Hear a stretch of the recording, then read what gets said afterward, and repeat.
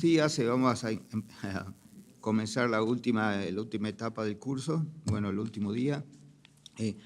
Queríamos más bien dedicarlo a algunos temas más vinculados a lo que llamo el resplandor de lo maravilloso, ¿no? Que es en algún modo, digamos, complementario de la poética de lo sagrado, ¿no? Porque de algún modo lo maravilloso y lo luminoso son dos cosas que andan cerca. Generalmente uno se maravilla frente a las cosas que guardan una condensación especial del sentido, ¿no? Bueno, generalmente se define a lo maravilloso como un suceso extraordinario que causa asombro y admiración. Es muy común en el lenguaje así ordinario, ¿no? de decir, tal película es maravillosa, que si yo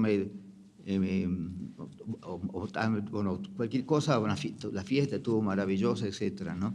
Yo creo que no ese es el sentido que queremos parte de darle aquí. Yo creo que, por ejemplo, un film puede ser maravilloso cuando a veces ocurre que uno queda medio trastornado mientras lo ve y después a veces hay meses que le cuesta un día reacomodarse a la realidad después de toda la cantidad de mensajes o de cosas de belleza que puede haber albergado un film, ¿no? Cuando uno está así un día entero llevándolo, entonces evidentemente sí hubo ahí una experiencia, digamos, de lo maravilloso que se dio por lo que llamo la brecha del arte, ¿no? Entonces, es decir, lo maravilloso es lo que produce ese estado de encantamiento, ¿no? Que puede ser más fugaz o puede llegar a durar un poco más, ¿no? Es decir, puede acompañarnos. El fenómeno en sí es breve, pero después el rebote de todo lo que pasó lleva un tiempo de asimilarlo, diríamos, ¿no? y de ubicarlo en nuestra sensibilidad o también o después intelectualmente, porque siempre después interviene el otro tipo de análisis, ¿no? Entonces, en esto de lo maravilloso vemos que el plano de lo sensible es desbordado por lo suprasensible. Dentro de un rato vamos a entrar a hablar del tema de lo suprasensible, ¿no? Entonces, es decir, todo lo suprasensible siempre son referencias liminares que nos remiten a lo luminoso, ¿no? A esa condensación de significado que caracteriza lo sagrado, ¿no? Bueno, es decir, el nombramiento de lo maravilloso, esto que es importante, el tema de la sensibilidad, ¿no? Porque es decir, hay individuos que, a veces ante un fenómeno determinado, hay personas que lo lloran, que lo dejan a veces al borde del suicidio, enloquecidos, y a otros se les pasa indiferente, ¿no? Todo este fenómeno de lo simbólico generalmente está muy ligado a la sensibilidad de un individuo. Cuando más fuerte, cuando más sensible es el individuo, más va a poder explorar toda esta tierra de nadie del que hablaba antes, ¿no? Y de algún modo tener cada tanto así un encuentro así con lo maravilloso, porque de pronto, ¿no? Muchas cosas que a veces simples de la vida se nos pueden convertir de pronto en maravilloso, ¿no? Eso, con un escritor, ¿no? Que hablaba, ¿no? de Guimarães Rosa, decía que justamente el papel de la literatura y del arte es enseñar al hombre a maravillarse del mundo, ¿no? Y esa forma de maravillarse puede ser simplemente asombrar, pero también a veces las grandes obras de arte pueden producir grandes trastornos, ¿no? Hay gente, por ejemplo, cuando Goethe publicó, ¿no? Es decir, hay gente, el padecimiento del joven Werther, hay muchos jóvenes que llegaron a suicidarse por eso, ¿entiendes? Entonces, ese es el efecto que a veces, para el lado del arte, pero no hay que reducirlo al terreno del arte, ¿no? Siempre puede estar ligado a cualquier otro fenómeno de la vida, pero siempre hacia zonas o cosas donde hay condensaciones del sentido, ¿no? A veces también, si lo maravilloso es por lo pronto muy subjetivo, ¿no? Y es una experiencia donde generalmente casi no entra para nada la racionalidad, y aún más, nosotros tratamos de que, mientras que de otros estados hay gente que quiere salir de esa situación, ¿no? Cuando entramos a ese estado de encantamiento, es decir, es como que no queremos salir de ahí, ¿entienden? Porque no implica un desafío a la razón, como se implica, por ejemplo, lo fantástico, lo extraño. Saben que hay toda una literatura fantástica, ¿no?, que juega con la intromisión de algún elemento irreal, diríamos, o imaginario, ¿no?, que parece alterar el orden de lo real, ¿no?, como una especie de gran misterio. Pero ya lo fantástico, ¿no es cierto?, uno lo ve también en la literatura fantástica, es visto, es decir, la razón se pone en guardia frente a eso, porque es lo que se presenta como un desafío a la razón, que trata de explicar, primero de desmontar en lo posible para decir que eso que parece fantástico realmente no lo es, y hay como algún truco, alguna cosa que se explique, etc. Entonces siempre esto, por eso lo maravilloso no es quizás, no se presenta como un desafío a la razón, sino más bien el deseo, ¿no?, cuando se dan esa sensación, uno quiere abroquelarse en ello y prolongarla todo lo que sea posible, ¿no? Y no activar la mente para ver por qué pasa eso y de qué se trata. Eso en último caso quizás ocurra después.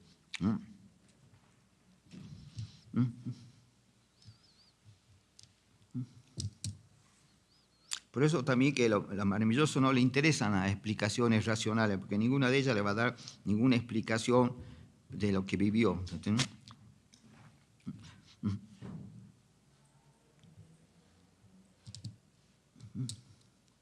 También, bueno, lo maravilloso que pueda por ahí prolongarse uno con efectos posteriores, etcétera, siempre suele ser breve. Por eso que hablamos también del resplandor de lo maravilloso, ¿no? Es una descarga muy fuerte así de sentido que nos produce un estado de descantamiento, ¿no?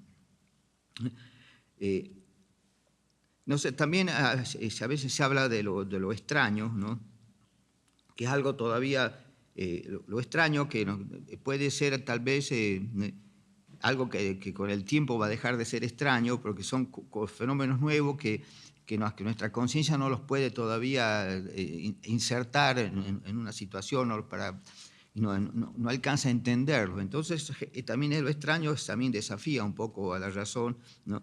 Y al igual que pasa con lo maravilloso, bueno, si yo no logro explicar lo extraño, queda ahí como un misterio, ¿no? Y algún día por ahí se explica, por ahí algún día no, etcétera, pero no son cosas que generalmente nos fascinen, ¿entendés? En cambio, la fascinación, que es el elemento típico de lo luminoso, ¿no?, sí está en ese encantamiento de lo maravilloso, ¿no? Además que lo extraño siempre es mucho menos escandaloso que lo fantástico, ¿no? Son cosas que aparentemente se pueden llegar a explicar con cierta facilidad o por lo menos incorporar al orden normal de la vida, diríamos, ¿no? Nosotros, montones de cosas que vemos por primera vez nos parecen extrañas y después ya las incorporamos como algo cotidiano. Todo lo nuevo a veces tiene algo de extraño, ¿no? En cambio, bueno, lo maravilloso es como una magia que produce un encantamiento, ¿no? Entonces, y ese encantamiento también se produce así como de golpe, ¿no? Y es como un viaje instantáneo, diríamos, ¿no?, casi a la velocidad de la luz, ¿no?, hacia ciertas verdades más profundas, ¿no?, y significados, ¿no?, significado más denso, porque dijimos que siempre, mientras lo fantástico no tiene por qué estar ligado a lo luminoso, y lo extraño tampoco, digamos, lo maravilloso sí, ¿no? Bueno, generalmente lo maravilloso se funda en imágenes visuales, ¿no? Es fundamental en él la imagen visual, porque también entra a jugar lo auditivo, ¿no? Fíjese en el caso, por ejemplo, del famoso de Ulises con las sirenas, ¿no? Cuando él, diríamos, se hace atar al palo mayor y todos los marineros de algún modo se tapan, se bloquean todos los oídos para que él se deja los oídos abiertos para poder sentir esa fascinación, el llamado de las sirenas, y los otros se tapan primero para no oír a la sirena y también para no oírlo a él pidiendo que lo desaten, ¿entienden? Entonces, también a veces, digamos, el olor, ¿no?, es decir, el olfato, es otro sentido también que suele entrar a jugar con lo maravilloso, ¿no? Y ya vamos a ver algo sobre eso. Entonces, pero lo que quedaría como fuera de de esta dinámica, diríamos, son el tacto y el gusto, ¿entendés? Uno puede realmente saborear algo, le parece es decir, fantástico, muy bien hecho, ¿no? Y puede producirle un gran placer. El gusto y el tacto producen un gran placer, pero el placer no es un elemento que esté relacionado con lo maravilloso, digamos, ¿no? Primero, a veces uno no elige caer en ese estado maravilloso, y cuando entra a él, no entra por la vía del placer, no, entra más bien por la vía de la percepción, ¿no? De la percepción del mundo y de la capacidad también de nuestra mente de elaborar una serie de imágenes y cosas que nos arrebatan, diríamos, ¿no? Como pasa también en el trance de posesión, por ejemplo, que en el trance, bueno, aquí no vamos a tener tiempo de ver eso, ¿no? Pero hay una cuestión que es muy compleja, que también transporta al individuo.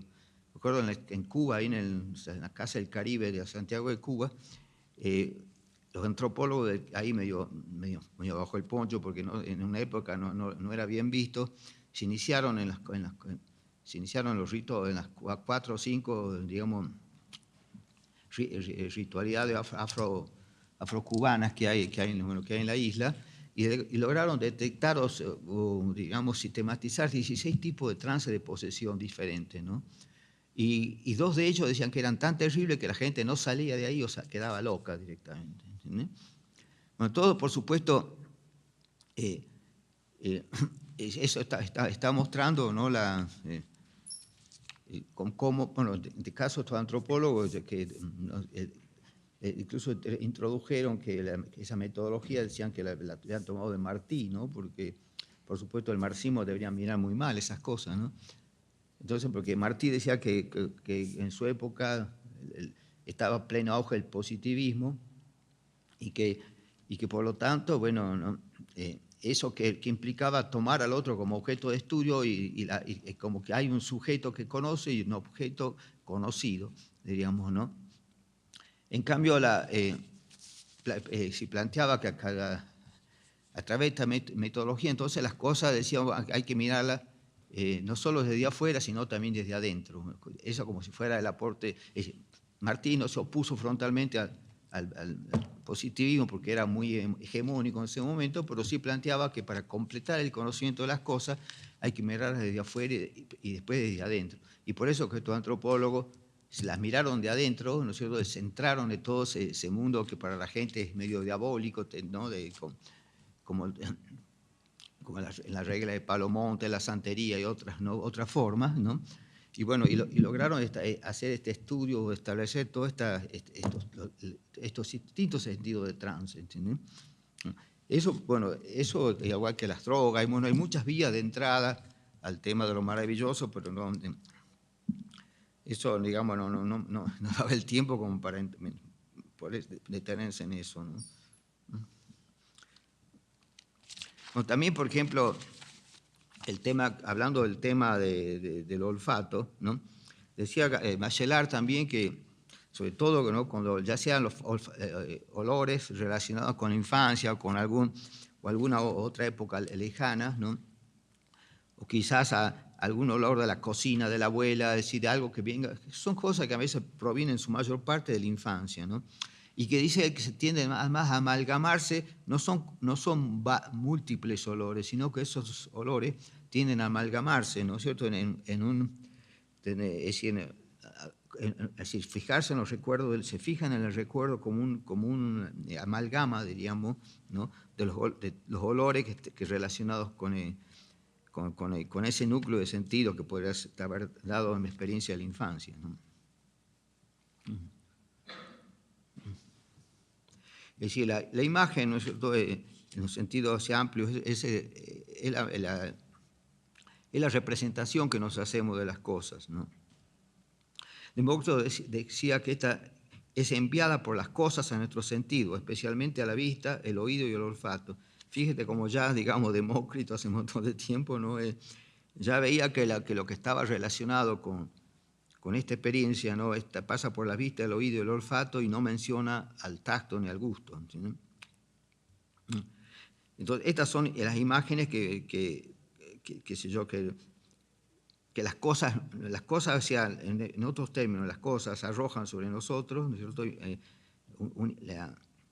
Imágenes que son visuales, auditivas y olfativas, diríamos, ¿no?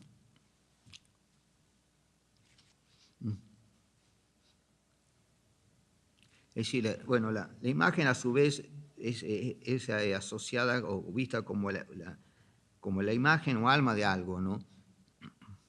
Que suele venir también atado a la palabra que la nombra. O sea, hay una imagen que es visual y también generalmente la palabra que la nombra es producto de la audición, ¿entiendes? Es decir, es el nombre también el que hablábamos, como ata una serie de atributos, ¿no? Y al decir el nombre de una persona, etcétera, no estamos solamente refiriéndonos acerca de una persona, sino siempre va a haber una serie de connotaciones, ¿no? Que tienen que ver con los atributos, la obra de esa persona, se nos presentan en forma instantánea. Nunca se nos va a presentar un nombre puramente vacío, como eso que uno puede leer en la guía telefónica, ¿no?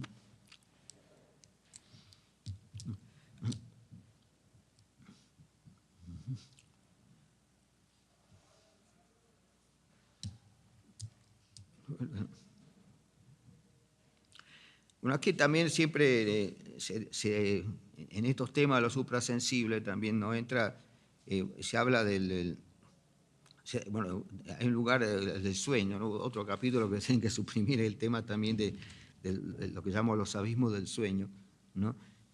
Pero bueno, todos sabemos cómo trabajó Freud en eso y sobre todo Jung, ¿no? En esa discusión o de alguna manera, ¿no? Porque Jung incluso llegó a decir que para Freud, ¿no es cierto?, todo esto que estamos hablando de antropología simbólica, ¿no?, lo veía, qué sé yo, casi como una superstición, ¿entiendes? O sea, que negaba toda validez, ¿no? O sea, que él prácticamente... y la propuesta de Jung, que conversaban con Jung, ¿no? Lo que decía Freud era que eso era para él, lo simbólico era como hablar de ocultismo, ¿entiendes?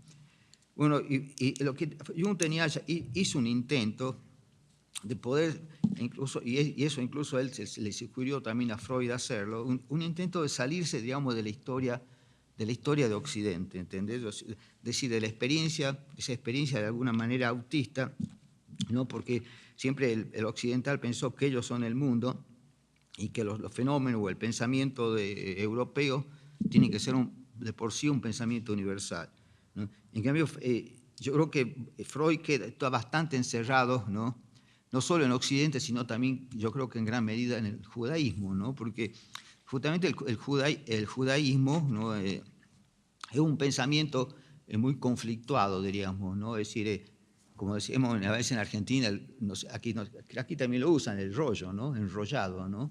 Es decir, alambicado, complicado, etcétera, ¿no? Una tendencia a complicar las cosas, ¿no? Entonces yo creo que, bueno, si heredamos eso del judaísmo, diríamos, ¿no? Freud creo que de algún modo nos vino a cumplir el papel de tratar de desenredar o de explicar toda esa madeja, ¿no?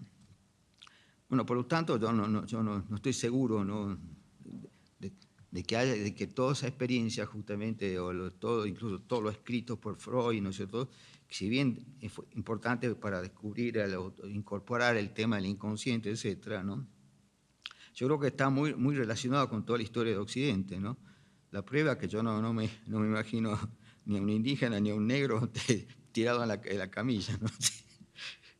Bueno, la cuestión es que Jung, por ejemplo, se dio cuenta que tenía que salir de las anteojeras de Occidente y se fue a Egipto y al norte de Sudán, ¿no?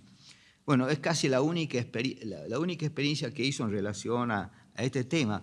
Por eso, bueno, eso le permitió también avanzar con el tema de los arquetipos, ¿no?, a Jung, ¿no? Aunque yo creo que tuvo es decir, se sintió demasiado seguro por haber visto un poco más fuera de Europa, ¿no?, con el tema de los arquetipos, ¿no? Y lo pensó también, siguiendo esa misma tendencia europea de que lo que ellos observan tiene un carácter universal, ¿no?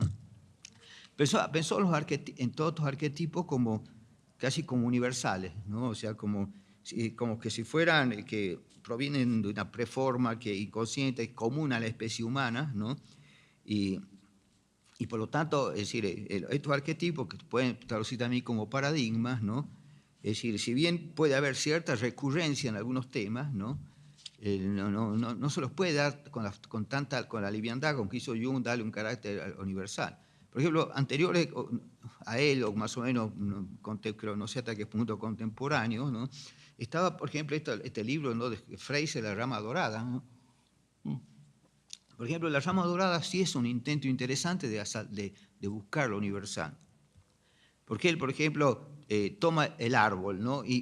A pesar de que era una época donde no tenía mucha información etnográfica, yo no sé de dónde la sacó, ¿no?, Fraser, ¿no? Pero la cuestión es que hizo como un viaje, es decir, tomando referente lo que pasa la primavera, cómo se consagra, qué produce la primavera en el imaginario. Entonces, uno no lo puede decir, bueno, guiarse por la experiencia europea de Alemania y Francia y quedarse ahí, ¿entiendes? O sea, lo universal tiene que rastrear el mundo, ¿no?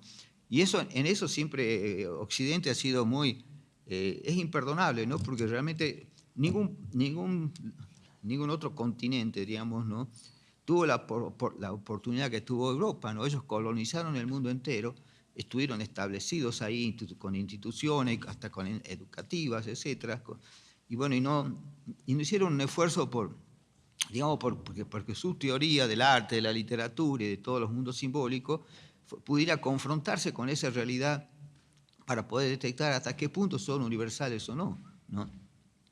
Por eso eso que digo en mi libro también, Teoría Transcultural del Arte, ¿no?, tuvieron 2.500 años casi dando vueltas sobre conceptos y elementos que tienen que ver con lo que hoy llamamos teoría del arte, ¿no? Y sin embargo, en todo ese tiempo no abrieron ninguna puertas anchas, quizá una ventanita eventualmente por ahí, pero nunca se abrieron ampliamente al mundo. Es decir, no. Les conté la primera clase, creo el caso de Michel Leiry, cuando se puso a investigar entre los Wolof el tema en qué reside para ellos la belleza, ¿no? Entonces, porque yo creo que ¿cuál es la importancia de esto? Que, por ejemplo, ahora vivimos en un mundo donde se ha declarado el tema de la diversidad cultural como un patrimonio común de la humanidad. Eso quiere decir que los huicholes no son solamente un patrimonio de México, sino son un patrimonio humano. Y todo lo que los pueda afectar o destruir a los huicholes, ¿no es cierto?, también afecta a la humanidad, ¿no? Ese es el principio básico de esta declaración, que es muy interesante realmente, y que los únicos que no la firmaron son Estados Unidos y Israel siguiendo los Estados Unidos, ¿no? Y claro, porque para ellos la diversidad cultural es su enemigo. Si ellos quieren que todo el mundo consuma Coca-Cola y todo lo que ellos hacen, necesita que homogeneizar al hombre y por lo tanto destruir su diversidad. La diversidad cultural, si bien algunos la aprovechan también con algunos negocios, ¿no?, y invocándola en vano, ¿no?, lo cierto es que la gran concentración del capital necesita y la está produciendo la uniformidad humana, ¿no? Y por lo tanto es enemigo de toda esa creación, digamos, de esas identidades, ¿no? Entonces, ¿por qué esto es importante? Porque, por ejemplo, cuando se habla de quiénes son los sujetos activos, digamos, de esa diversidad cultural, son los que llamo matrices simbólicas, no, matrices culturales. Ya un poco hablamos de eso, la capacidad de la matriz de incorporar elementos y procesarlos, ¿no es cierto?, digamos, y sobre todo de generar respuestas desde sí mismo que van a tener una carga identitaria. Hablamos de que eso puede darse a través de la innovación o también de la apropiación selectiva, etcétera, ¿no? Entonces, ¿qué hay dentro de esos elementos de que hace, digamos, en una cultura, ¿no? En la cultura está, lo que vamos a encontrar como postes, digamos, relacionados a esa diversidad cultural, son estos paradigmas, ¿entiendes? Es decir, supongamos, uno ve el Quijote, ¿no? El Quijote tiene una base universal, pero es un paradigma que surge incorporado a la cultura española, ¿no es cierto? Es lo más español casi que han hecho los españoles, ¿entiendes? Entonces, lo mismo que Hamlet puede ser lo más inglés que hicieron los ingleses, ¿entiendes? Así como imaginario, ¿entiendes? Entonces, bueno, esto, de ahí que si yo me dejo guiar de entrada nomás sin haber investigado cosas como sí lo hizo, digo, Fraser, y después ya con mucho más elementos, ¿no? Gilbert Durand, que ese o en la mayor figura prácticamente dentro de lo que llamamos antropología del imaginario, ¿entiendes? Él sí intentó ya con una gran información etnográfica o antropológica de establecer grandes sistemas así para analizar los ciclos diurnos, nocturnos, etcétera, y dar un gran panorama, ¿no? Es decir, en el libro ese, la estructura antropológica del imaginario, ¿no? Es decir, entonces,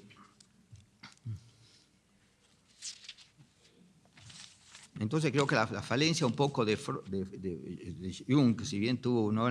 tuvo toda la buena intención, ¿no? Es de haberse apurado, ¿no? Bueno, no tenía más elementos en sus manos que ese viaje, por ese viaje a él le abrió mucho la cabeza, ¿entiendes? No estuvo, creo que tampoco tanto tiempo ahí, ¿no? En Sudán.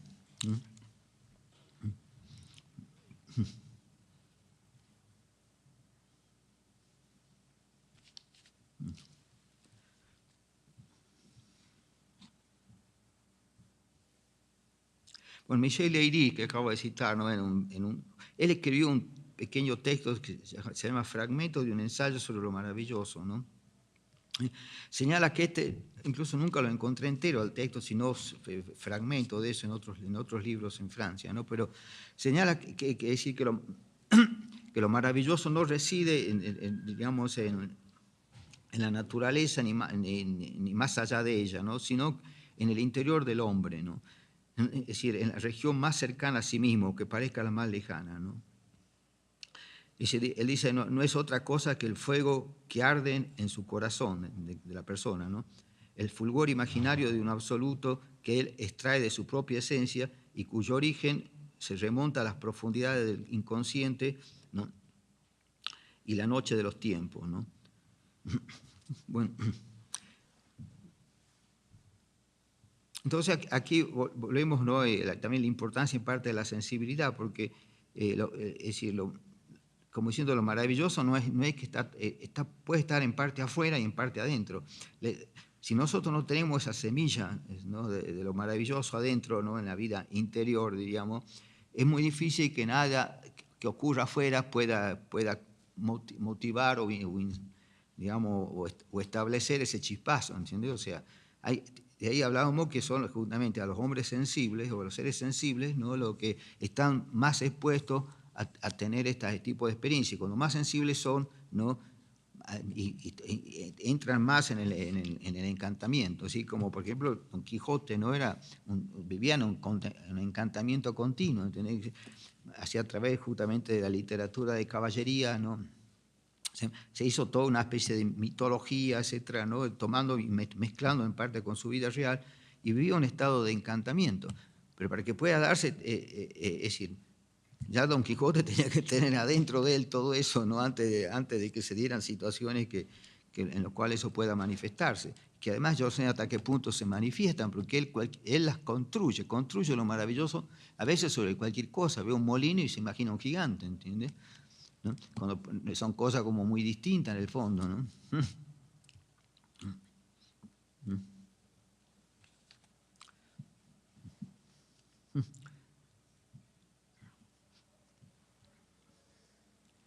Bueno, David Le Breton asimila también el silencio, ¿no? Entra a jugar también el silencio, ¿no? Bueno,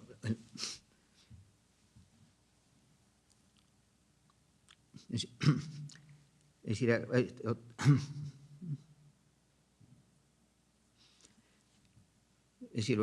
él ve, ¿no? asimilando el silencio al vacío, ¿no? A un abismo en el seno del discurso, ¿no?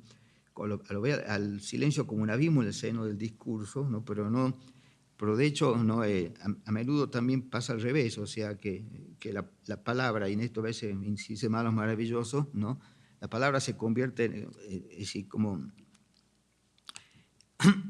es como algo, como un ser en la laguna del silencio, ¿no? En el mar del silencio, ¿no?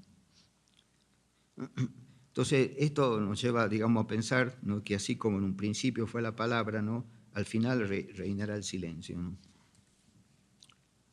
Esto refiriéndose a lo que él llamaba ideología de la comunicación, ¿no? En el cual también se vimos que esa ideología es contraria a todo tipo de silencio y por lo tanto también es que como captura, ¿no?, el camino también al encantamiento de lo maravilloso, ¿no? También entonces la irrupción de lo maravilloso no hay como un estancamiento, diríamos, o un encantamiento que bloquea, diríamos, ¿no?, toda la conciencia racional y moral, ¿no? Y también una transfiguración. Se podría entonces decir que la vía simbólica de aprehensión del mundo desborda ampliamente a la intelectual, escapando por completo su control, ¿no? E incluso la persona que entra en ese estado se preocupa o de algún modo se trata de bloquear por completo todo elemento racional porque sabe que eso va a interrumpir, va a interrumpir ese encanto, ¿no? Bueno, esto ya dijimos, ¿no?, que la razón constituye, ¿no?, la mayor fuerza que se opone a lo maravilloso, cerrando sus esclusas, ¿no?, o al menos coartándolo, tanto, ¿no es cierto?, en los ritos como en el arte y en los fenómenos extraños que nos tocan, ¿no?, que los fenómenos extraños que alteran el orden de lo cotidiano, ¿no?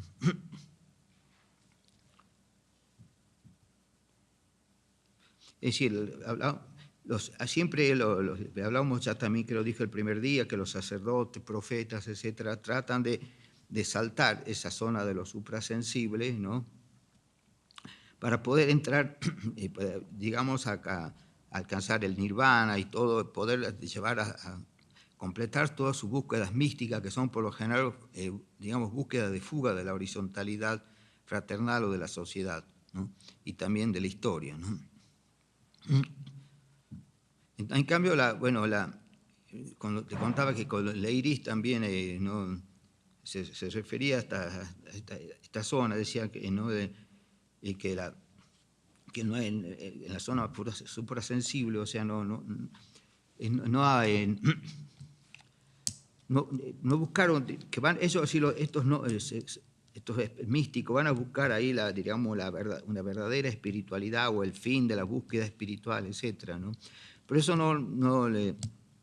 es decir, Leiris, que claro que es un poeta, rechaza un poco eso, ¿no?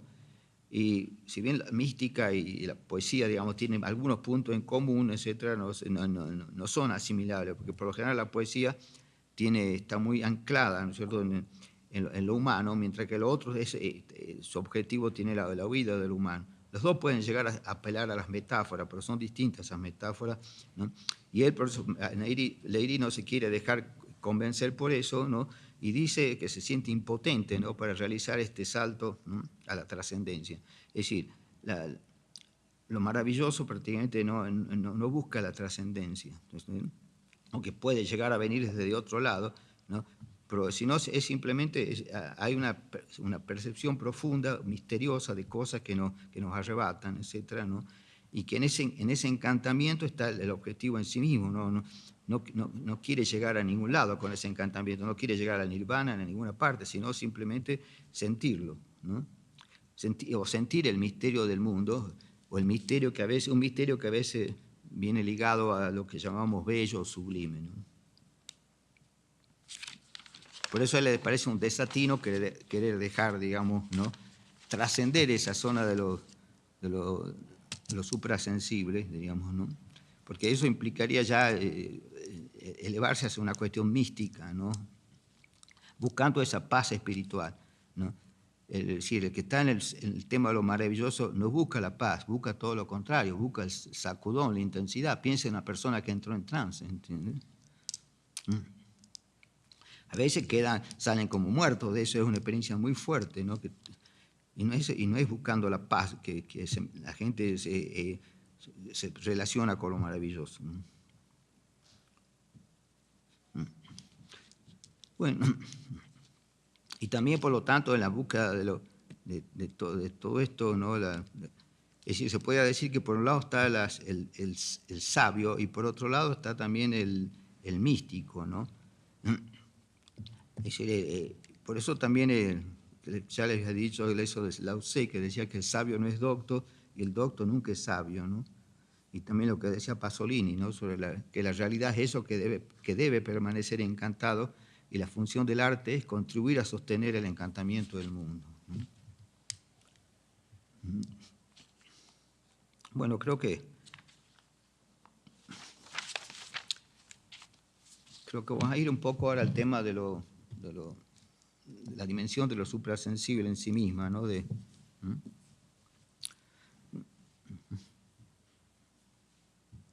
Bueno, que esto tiene también que ver con el sentido de lo real, ¿no? Porque si hablamos, bueno, de lo suprasensible, podemos plantear en términos más usuales como, ¿no? como lo normal, lo real y aquello, diríamos, y aquello que está lleno de lo natural y lo sobrenatural. Son palabras más comunes, ¿entiendes? Pero esas palabras, dijimos que hay entre la frontera entre esos dos conceptos es decir, no son únicos. Yo creo que les contaba que alguna vez había intentado con un grupo de 2 o 3 investigadores que estaban, no sé cómo lo habían aceptado, que investigan sobre el tema de las luces malas, hacer un capítulo de antropología que se pudiera llamar como antropología de lo extraordinario, que era para explorar justamente esa tierra de nadie, ¿no? Esa frontera que están entre lo natural y sobrenatural, entendiendo como a priori, bueno, que eso dista de ser un concepto universal, puesto que cada pueblo, cada cultura, digamos, establece sus propios límites. Las culturas más racionales van a encontrar que una enorme zona, digamos, es decir, entre las posibilidades perceptivas, digamos, llegan a extremos como lo que yo viví también de presenciar cosas que no las puedo aceptar. ¿Entendés? No las puedo aceptar como reales, porque si hay un principio que el fuego destruye la materia orgánica, ¿no? Y esto cualquiera de ustedes puede hacer un prueba de cuando llega a su casa y poner un dedo ahí en la hornalla, ¿no? Entonces, ¿cómo puede ser que alguien así? No, sí, es así, pero a veces no puede ser así. Uno no está preparado para eso. ¿Entiendes? Venimos de una civilización que ya directamente en el cual creemos que hay que lo que la razón establece como asimila o convalida, ahí se termina la frontera, digamos, de lo natural. Y todo lo no convalidado por la ciencia es un mundo misterioso, lleno de fantasmas, lleno a veces de todo algo que incluso, como lo planteaba también ahí mismo Freud, o sea, ¿no? Algo, qué sé yo, ligado a las tinieblas, a toda diríamos, esa fauna, o a la fauna del terror, o todo lo que desestabiliza la cultura. ¿Mm? Bueno, por eso, hablando también de este sentido de lo real o de lo natural, ¿no? ¿Qué es lo real, no es cierto? Alain Badiou se preguntaba, ¿no? Decía, si uno se topa de golpe con lo real o si este es fruto de una imposición, ¿entiendes? O sea, ¿no? Porque a menudo también hay como una dictadura de lo real, diríamos, ¿no? Que se nos presenta tal cosa como que es así, que es real, ¿no?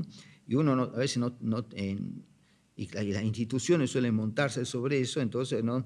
De algún modo están exigiendo así una forma de sometimiento, ¿no?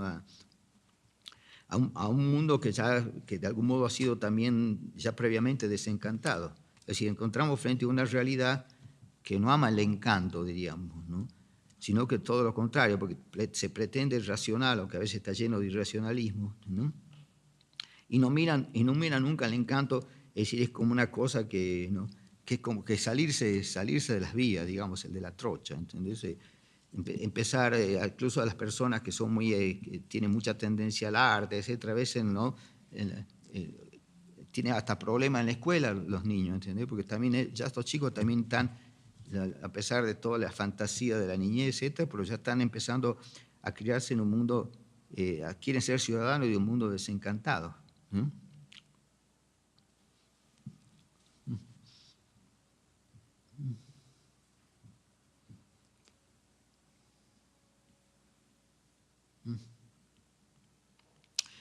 Estaba del escritor de la India, ¿no? Salman Rushdie, bueno, que también estuvo viviendo en parte en Occidente, en Inglaterra, etcétera. Bueno, ¿no? Simagüel también, ¿no? Sostiene, dice que los hombres de razón, ¿no? no alcanzan a vislumbrar lo sobrenatural, ¿no? Pues a este plano se ingresa solo por la vía sensible. Entonces esto es lo que vimos recién, o sea, ¿no? Si esa cultura o esa sociedad descarta de algún modo o desconfía de la vía sensible, ¿no? Ya de hecho nos están educando dentro de un límite bastante estrecho, porque ese límite que nos ponen, especialmente a la sociedad occidental, ¿no? Es cada vez más estrecho, ¿no? Y a veces hoy día está relacionado con el nivel del consumo, etcétera, ¿no? De no entrar en la ideología de la hipercomunicación o del consumo, etcétera, ¿no? Ya alguien parece que está fuera de todo, ¿no? Es decir, que hay una forma incluso hasta de exclusión, ¿no? Entonces vemos que el tema esto que podríamos llamar dialéctica entre lo invisible y lo visible y lo invisible, ¿no? Entre lo real y lo irreal.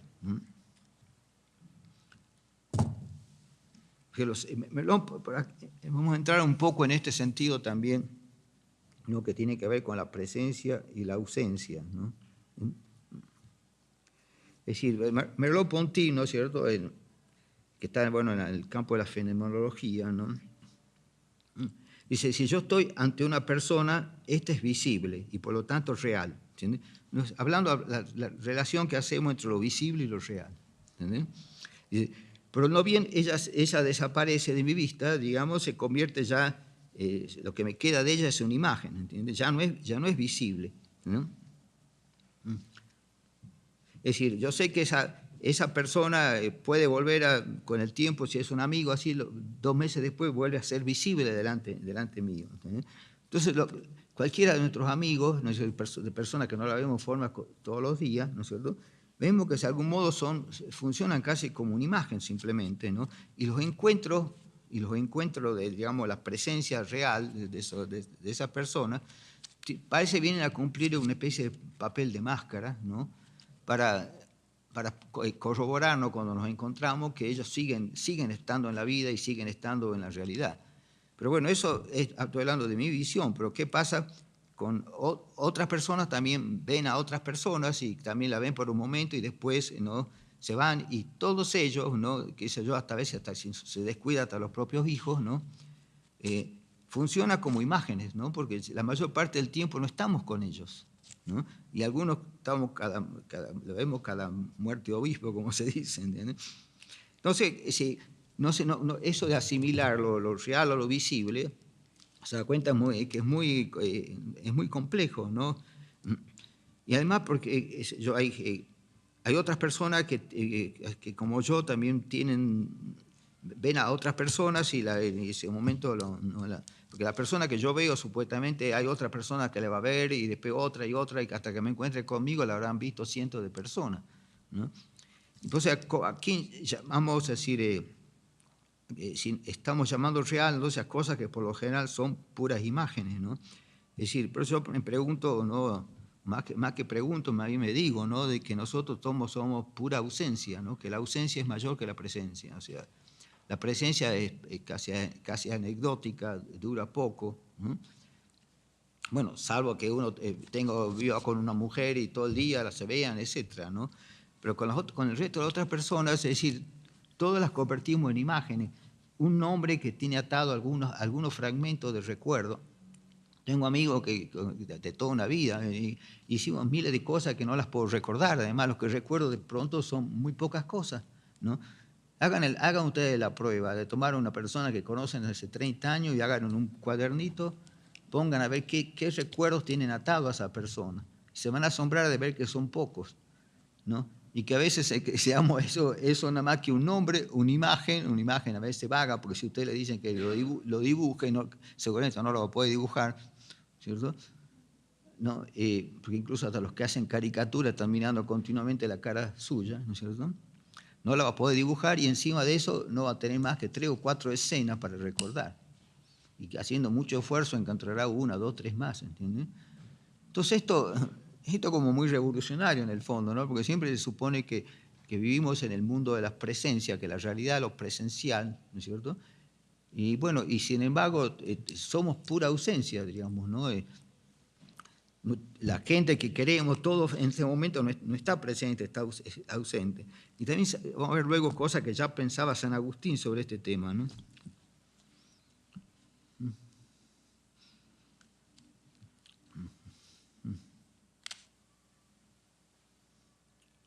Bueno, entonces, por ejemplo, también en esto de lo suprasensible, ¿no? Un poco que podría citar a Lovecraft, ¿no? A esa especie de doble de Poe, ¿no? que eran vivieron en la misma zona, o por lo menos en Baltimore. Por Lovecraft, es decir, digamos, era toda una mitología del terror, así, de mundos fantásticos que nos están rodeando, amenazando por todos lados. Entonces, él hablaba que una grieta en un muro, un puente olvidado, una zona muerta donde nada crece, ¿no? O un bosque maldito, operan como una frontera estremecedora, ¿no? Quien cruza, es decir, a veces pasamos rozando el terror, digamos, ¿no? De que se abra y todos los seres que están ahí, uno pueda romper sin querer el sello de esos seres, ¿no? Claro, y se desata todo un mundo horroroso, diríamos, que es la especialidad de él, ¿no? Porque en el sentido va mucho más fuerte todavía que lo que hizo Poe, ¿no?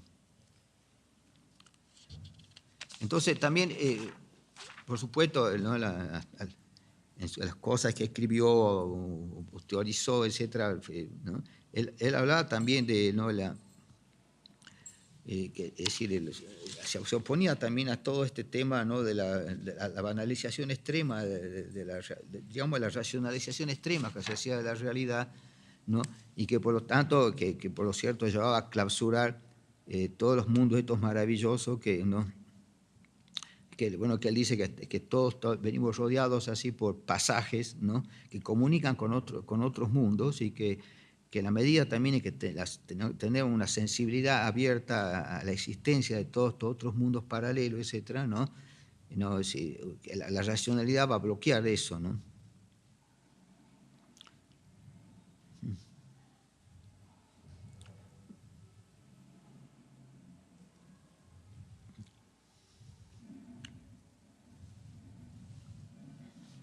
Bueno, en el caso también en África, por ejemplo, ¿no? Lo desconocido para ellos no es una cosa relacionada con el temor, ¿entendés? Sino al contrario, es lo que más los excita, diríamos, excita el imaginario, ¿no? Entonces que lo ven como, y sobre todo como es un pensamiento que no se complace con la muerte, ¿no? Sino es muy vitalista, ¿no? Entonces ellos ven eso como no como un granero de horror como lo veía Lovecraft, sino como un granero pleno de vida, ¿no? Es decir, la Tierra es un campo al mismo tiempo de encarnaciones, la teoría de la reencarnación, de los ancestros, de la fuerza vital, todo eso está ligado. Entonces se da cuenta cómo incide, ¿no? Es decir, para ellos es fácil, ¿no es cierto?, transitar el estado de lo maravilloso o el encantamiento, ¿no? Yo diría que a veces los pueblos que sufren, que tienen una vida más sufriente por temperaturas extremas, por abandonos, etcétera, ¿no? Son los que también mantienen, los crean, los generan todos estos imaginarios maravillosos, ¿no? Como les contaba en la primera clase en relación a la Casa de León con Arco de la película de Rouge, ¿no? Todos estos imaginarios son cosas que lo ayudan a establecerse, es decir, ahora hemos sustituido con el consumo y algunas otras cosas parecidas todo este alimento sensorial, ¿no es cierto?, que puede ser vivir inserto en todos estos estados o situaciones así que son un poco maravillosas, ¿no?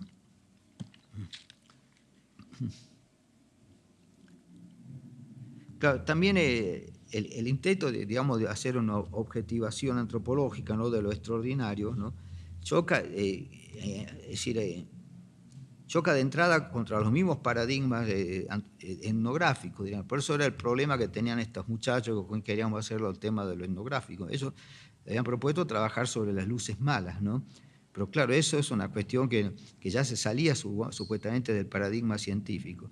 Les contaba cómo estos antropólogos de la Casa del Caribe, que es la institución que más ha trabajado sobre la africanía todos los rasgos o elementos africanos que tiene el Caribe en general, ¿no? bueno, publicando una revista que se llama Del Caribe, y alimentando montones también de investigación, y hacen festivales del fuego, etcétera, ¿no?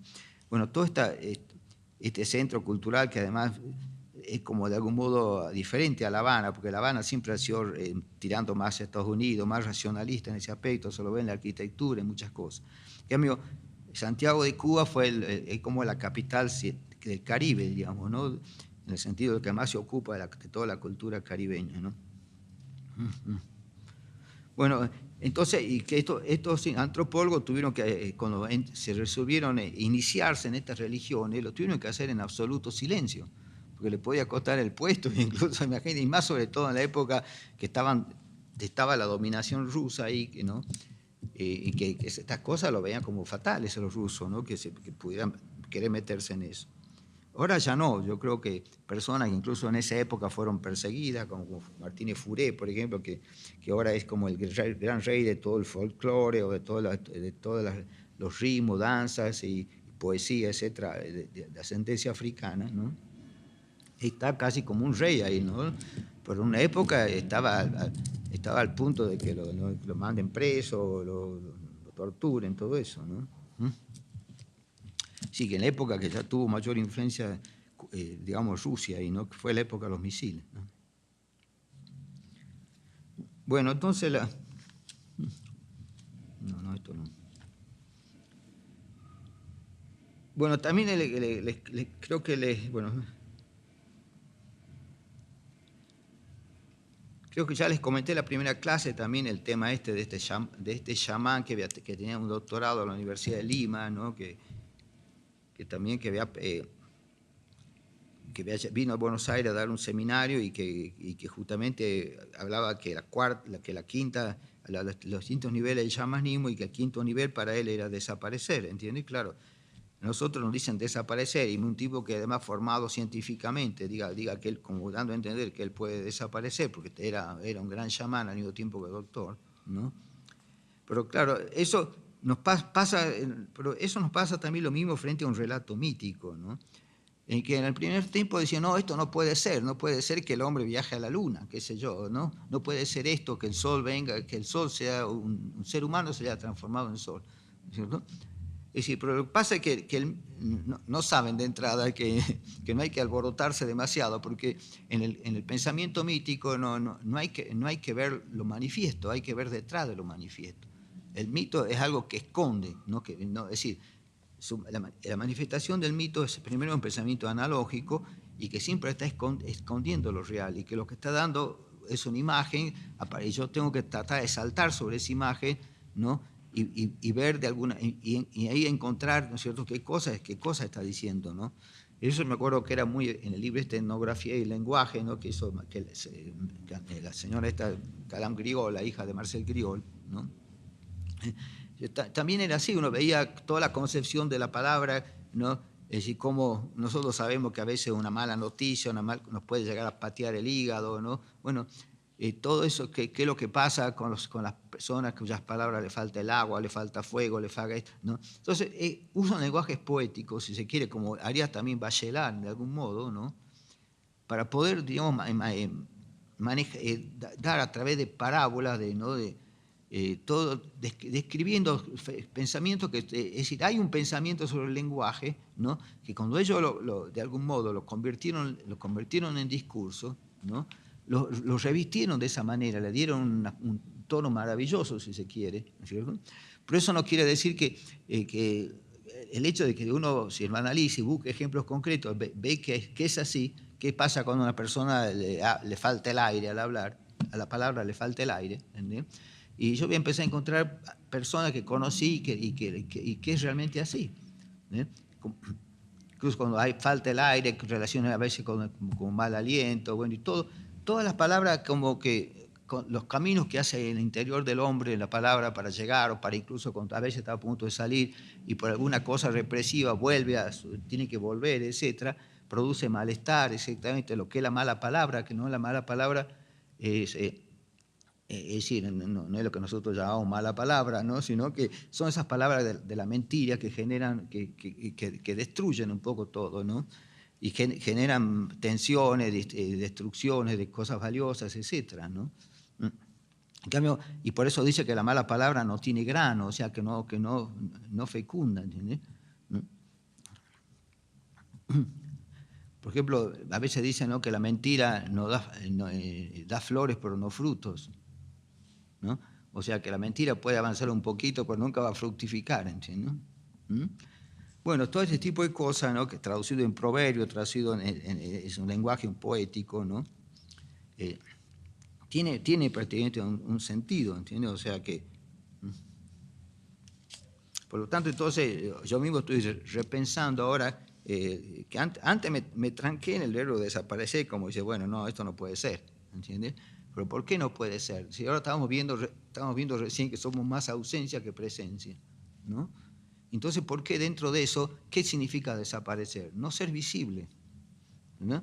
A veces ustedes dicen, tal persona desapareció de la escena, ya no se lo ve actuar en película ni en ningún lado. Y no sé, ¿por qué no empezar a buscar por esa parte, ¿entiendes? O sea, ¿no? Es decir, alguien en su momento deja de estar visible en un punto, ¿no?, lo cual no quiere decir que se volatice como si fuera humo, ¿entiendes? O sea, simplemente que estaba y deja de estar, ¿entiendes?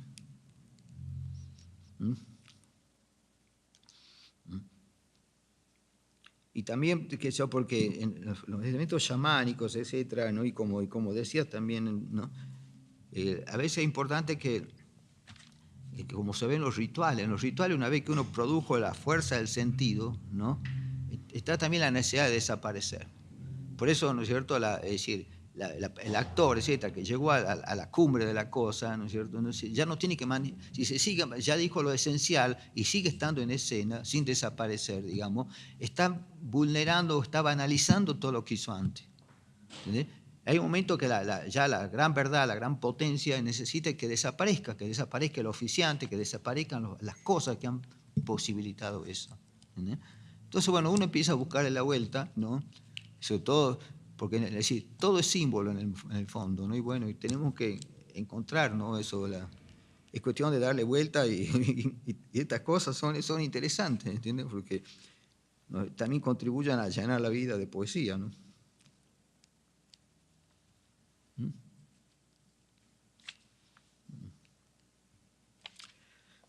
Ahí, terminando con esto de la Casa del Caribe, ¿no?, que después de que definieron estos 16 tipos de trance de posesión, ahí hay un grupo de teatro que se llama Palenque, ¿no?, y que hizo incluso unas presentaciones con ese Festival Internacional de Oralidad, ¿no? Entonces ellos trabajaron con estas formas de trance, por ejemplo, las transfirieron bueno, y por lo tanto fue una manera de enriquecer eso que se llama antropología teatral también, ¿no? Porque el teatro siempre viene de situaciones así del trance, de todo eso, ¿no?, igual que la danza, ¿no? Y bueno, entonces esto es una manera también de recuperar, ¿no?, ese viejo calor, ¿no?, esa vieja intensidad, ¿no?, que ya desde la época de Brecht y de todo eso, el teatro, ¿no?, con Peter Brook, con varias personas así de Francia y de otras partes, o actualmente Eugenio Barba, ¿no?, que trabajan sobre la cuestión de la antropología teatral, ¿entendés?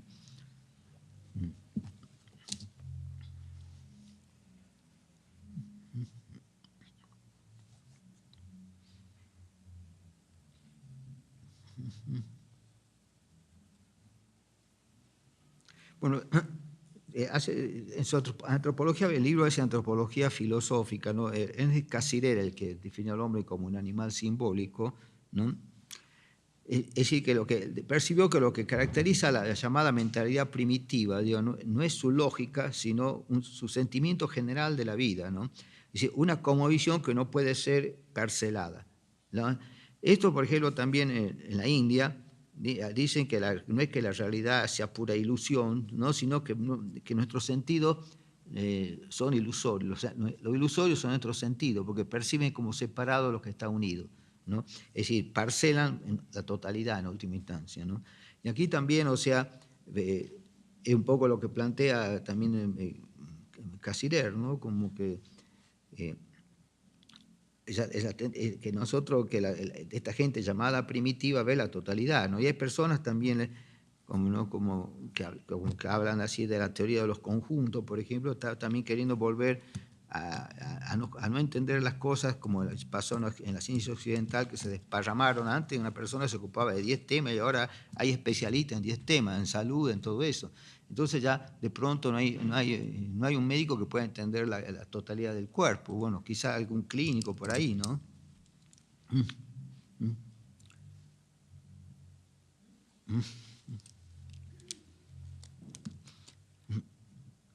Entonces, lo que es natural o lógico, que sé yo, todos esos términos que usamos, ¿no? Eso va a depender también de cada una de las culturas.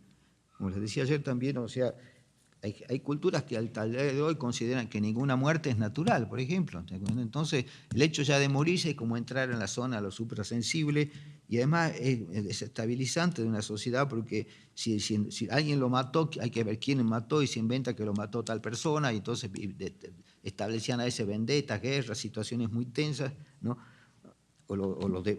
Les pedían indemnización, etcétera, por haberle ocasionado la muerte, ¿no?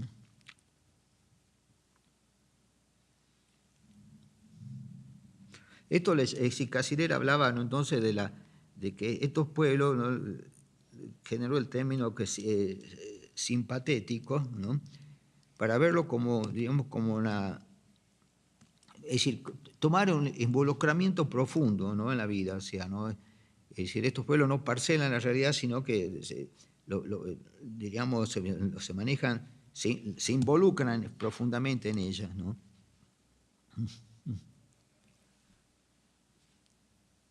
Y, que lo que pasa también en la India, ¿no?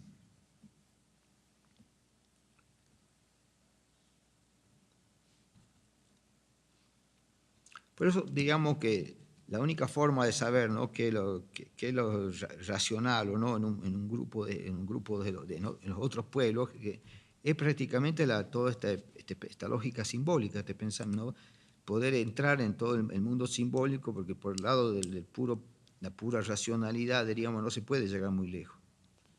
Ya en la voluntad de poder, Nietzsche hablaba también de que si se nos dotara de una vista más sutil, veríamos que todas las cosas se mueven, ¿no? Y Bachelard, por su parte, decía, ¿no?, que en el aire de los sueños, que la imaginación debe ser un verdadero viaje hacia lo maravilloso, ¿no?, algo capaz de sumergirnos en él. Y lleva la tesis al extremo, ¿no?, de aventurar que toda imagen estable y acabada corta las alas de la imaginación, ¿no?, cerrando así las puertas de lo maravilloso. ¿Mm? ¿Mm? O sea que siempre, como que en todo claro, que llega una especie de extremismo poético, ¿no?, de no cerrar por completo las puertas de las cosas, ¿no?, para siempre dejar la posibilidad de todos los vasos comunicantes, digamos, de lo maravilloso, ¿no?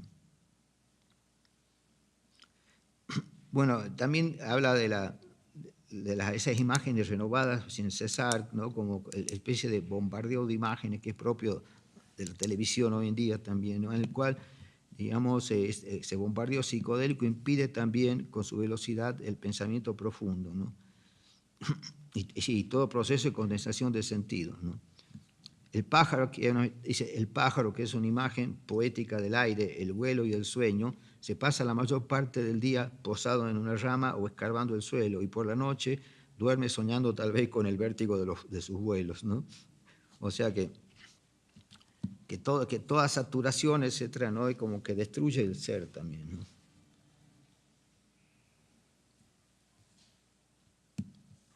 Entonces, de ahí también se establece que así como la existencia de lo maravilloso implica también, ¿no?, tener claro en lo posible, hay que empezar estableciendo qué es lo natural, qué es lo real, a dónde está esa frontera, ¿no? Esa frontera, y donde comienza, diríamos, que más que una raya, la frontera nunca va a ser una raya, ¿no?, como pasa con otros países, sino va a ser una zona, esa zona de indeterminación o de lo suprasensible, ¿no? Porque, ¿no? Y que de acuerdo a cómo sea la cultura, si es una cultura que tiende mucho a la racionalidad, ¿no?, que privilegia a lo racional, que son casi pocas, ¿no?, las que hacen eso, ¿no?, fuera de las occidentales, no sé si hay, ¿no? Entonces, lógicamente va a haber, esa frontera o esa zona de nadie va a ser más ancha, ¿entendés?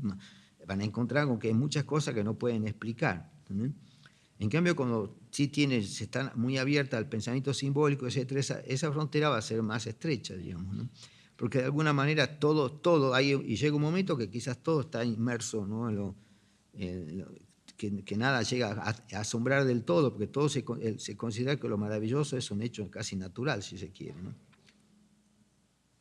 Es decir, por ahí se piensa de esta visión así, más que nada unificadora, etnocéntrica, ¿no? De Occidente, que hay estructuras universales, digamos, de pensamiento, y que el papel de las lenguas es tan solo de traducir de una a otra, ¿no es cierto?, y acomodarlo en lo posible, ¿no?, esas estructuras ajenas, ¿no? Esto es importante también por lo que tiene que ver con esa supuesta frontera entre lo natural y lo sobrenatural, ¿no? Pero sin embargo hay una corriente más sólida en la lingüística, ¿no?, que afirma que cada lengua conforma de por sí un sistema de pensamiento íntimamente ligado a los hábitos de la sociedad a la que pertenecen, por lo cual la construcción de la realidad será diferente en cada sistema, ¿no?, en cada sistema simbólico, ¿no? En esta última línea están, por ejemplo, Sapir y Le Worf también, ¿no? El falso universalismo etnocéntrico intenta tejer un discurso en base a las formas, ¿no?, mas para esto precisa vaciarla de sentido, ¿no? Por otra parte, es decir, yo veo que cuando uno quiere hilar fino en lo simbólico, se hace hasta con el término de traducción, ¿no?, se vuelve casi una imposibilidad, es decir, como que fuera imposible realmente traducir, ¿entienden? Porque, es decir, si yo, ¿se acuerda? Al principio hablaba del tema de los símbolos, ¿no?, y que los símbolos tienen varias unidades semánticas y que a veces el pensamiento analógico establece vínculo entre una o dos unidades semánticas de la realidad referente y la referida, ¿no? Es decir, eso, y con eso arma el símbolo. Yo digo, bueno, que la forma complica mucho la traducción, porque si yo digo gato, por ejemplo, un egipcio que dice gato, ¿no?, no es lo mismo que un mexicano que diga gato, ¿entendés? Porque yo si yo hago estas dos esferas y pongo y veo cuántas unidades semánticas tiene el gato, ¿no?, que era guardián de los templos, etcétera, tenía toda una mitología especial el gato en la India, digamos en Egipto, ¿no? Y los gatos nuestros le vamos a dar algunos atributos, etcétera, pero no van a ser los mismos. Allá el gato no es tanto un elemento casero, sino ligado a lo sagrado, ¿entienden? Entonces, para hacer una traducción que trate de salvar ese abismo, habría que llenar de adjetivos o de complementaciones, ¿no? No puedo simplemente decir, veo la palabra chat en francés, poner gato al lado y sin analizar qué quiere decir esa palabra en un lugar y qué quiere decir esa palabra para nosotros. Entonces, todo esto es algo que la traducción, para ser posible, tiene que obviar, pero al mismo tiempo hay una cierta mutilación, ¿no?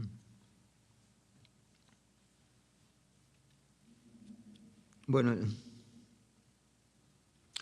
ahora se está dando en el campo de la filosofía también un nuevo realismo, ¿no?, el que trata de expandir el miope concepto especulativo de realidad que viene ya del racionalismo, ¿no?, occidental, ¿no?, oponiéndose a las aperturas realizadas, ¿no?, por la fenomenología de Husserl. Es decir, bueno, Occidente se opone, por eso lo que quieren hacer, lo que están intentando entrar en este nuevo realismo son justamente la corriente fenomenológica, ¿no?, de Husserl, Heidegger, Derrida, Merleau-Ponty, ¿no? Merleau-Ponty sostiene, dice, tras negar la existencia del hombre interior y otro exterior, ¿no?, que la percepción es una síntesis de índole práctica, no intelectual, pues las formas y relaciones entre los distintos elementos son captadas por el individuo conforme a su situación en el mundo. Esto no relativiza la percepción, sino que le da una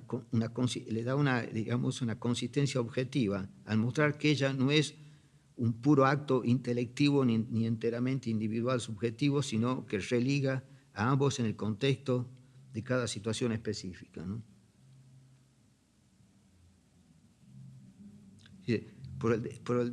El desafío va más allá, pues por tratarse de una filosofía de vida, ¿no?, se opone a la dictadura de la razón occidental, ¿no?, reivindicando la percepción de los sentidos, la sensibilidad, los sentimientos, el arte y la experiencia comunitaria, ¿no?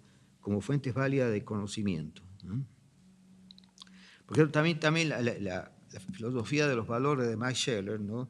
Y esto también, digamos, tiene que ver con relación a la lógica, ¿no? Es decir, eso cuando yo estudiaba, me acuerdo de la filosofía del derecho, me acuerdo, ¿no? Del tema de la lógica formal, todo eso, ¿no?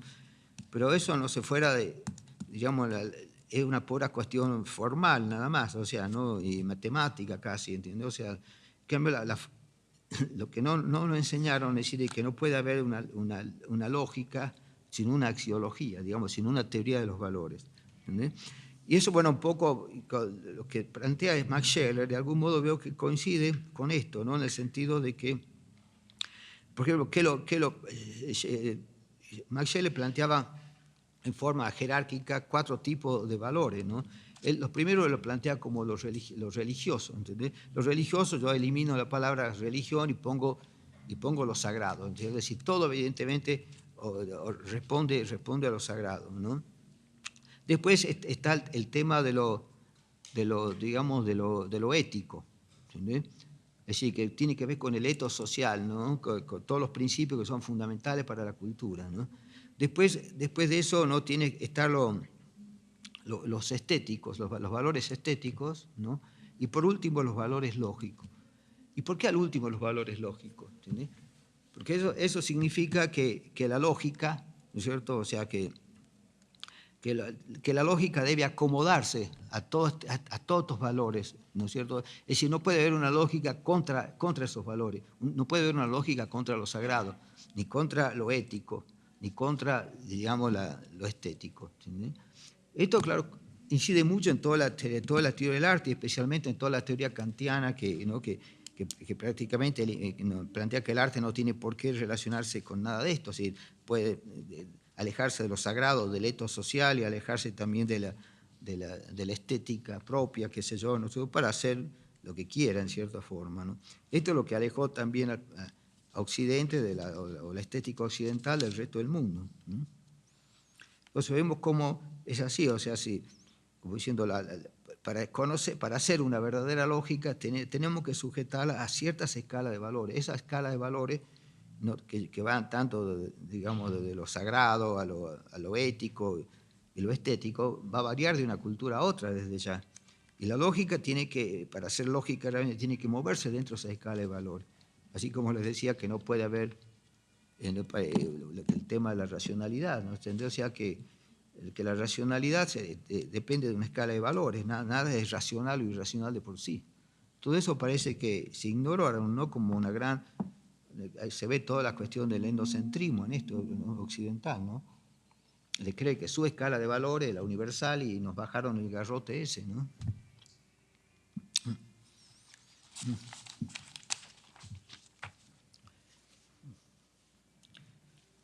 Bueno, entonces vamos a ir con el tema del poder de lo efímero, ¿no? que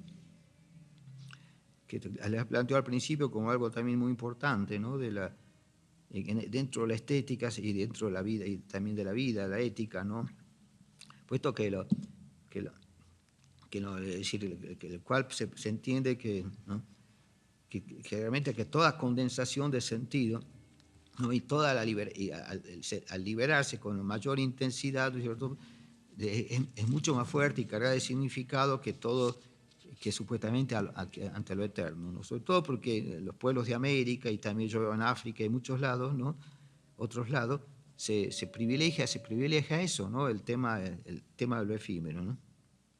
¿Mm? Es decir, todo placer, digo aquí, ¿no? Por dulce o intenso que sea, si dura demasiado, pierde su encanto y termina hundiéndose en el tedio y hasta tornándose una pesadilla, ¿no? Por lo que la ilusión de lo maravilloso no puede más que vincularse estrechamente con lo efímero, ¿no? Y el rayo de la sorpresa, desde que está la naturaleza del resplandor, ¿no? Entonces, todo lo maravilloso, entonces, es decir, está relacionado con la idea de la brevedad, la brevedad del placer o del sentimiento, ¿no? De todo aquello que nos pueda producir un fenómeno, ¿no?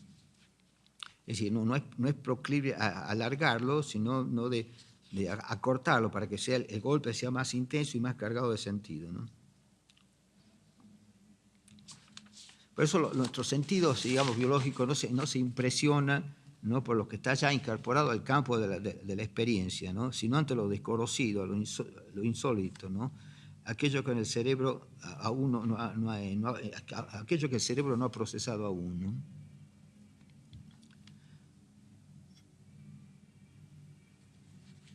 Es decir, siempre frente a las cosas nuevas el cerebro tarda un poco tal vez en procesarla e incorporarla a lo que vendría a ser su ámbito cotidiano, ¿no?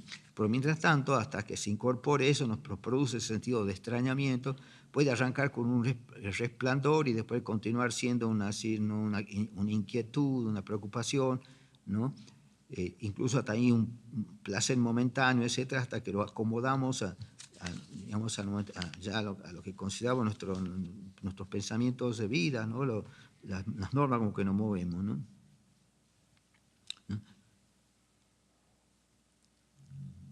Entonces, lo maravilloso sería, ¿no es cierto?, algo así como un asombro de grado superlativo, ¿no?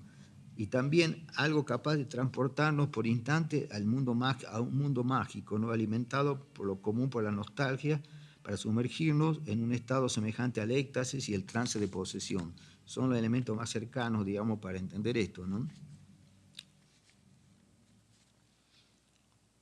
Dice, la nostalgia que más asedia al hombre es la del paraíso perdido, ¿no?, hasta el punto de que las otras parecen ser más bien, es que las otras parecen más bien enmascararla, ¿no?, por lo que ella deviene así la principal puerta de acceso a lo maravilloso, ¿no? Es decir, esa nostalgia de la infancia. Siempre, en lo maravilloso viene siempre mucho el tema de la fijación en la infancia, ¿no? El resplandor efímero de una imagen, ¿no?, una melodía sublime, la vibración de un objeto, despejan a menudo, ¿no?, la senda misteriosa que nos conduce a un pasado mítico o mitificado por nosotros, pleno de significado y por lo tanto de sacralidad, ¿no?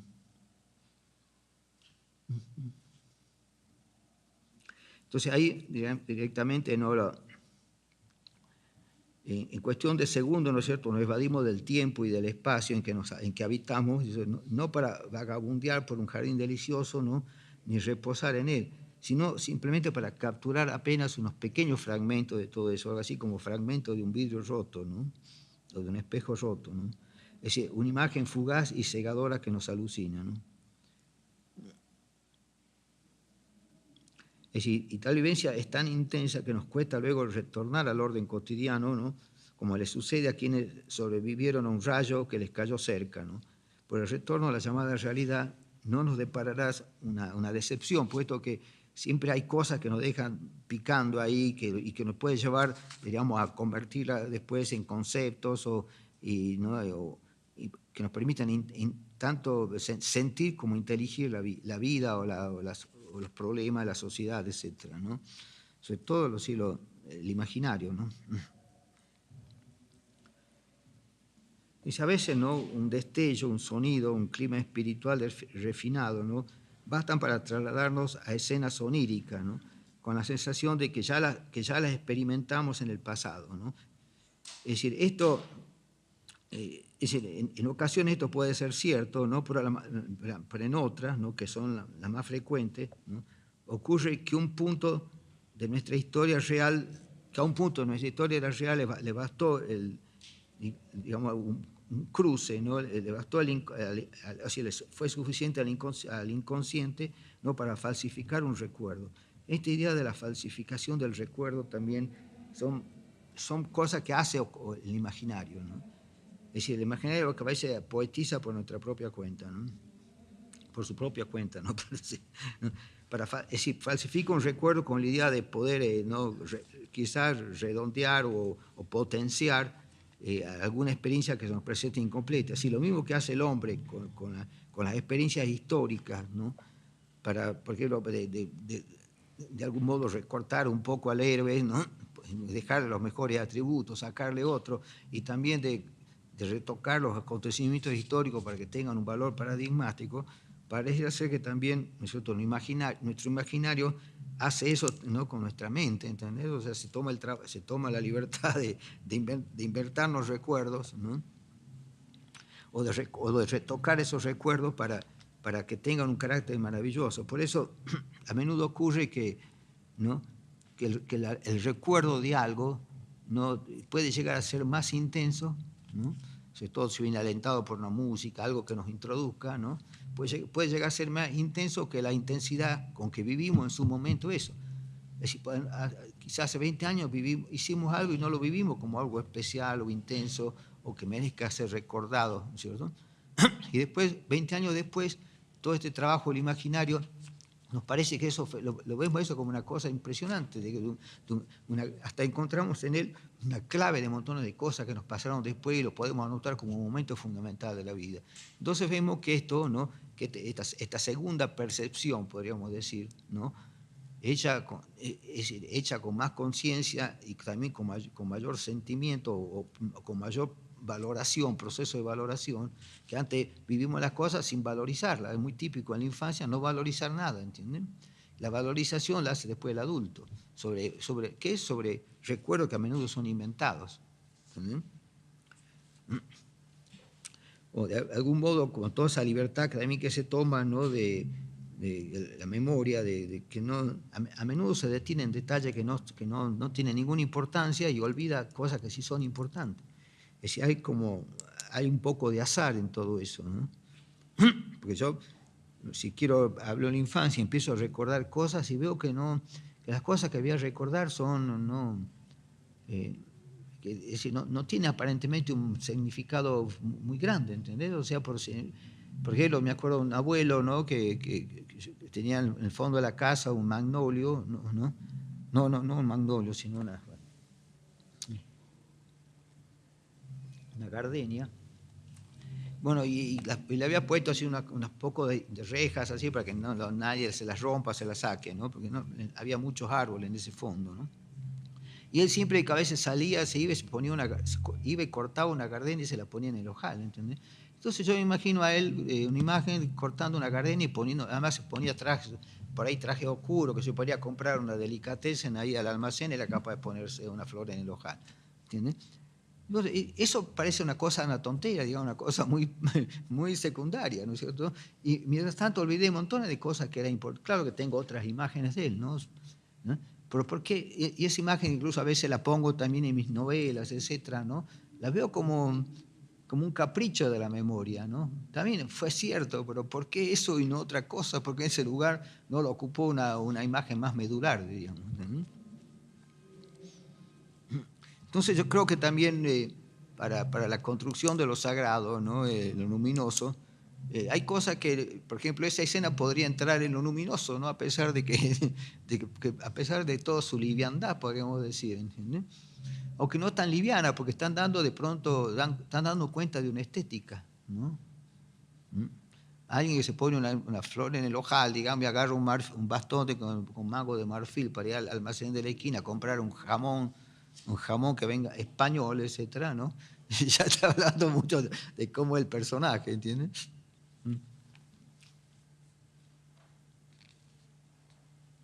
Bueno, a veces hay situaciones que también nos parece que, ¿no?, que vienen de momentos que estamos viviendo, ¿no?, es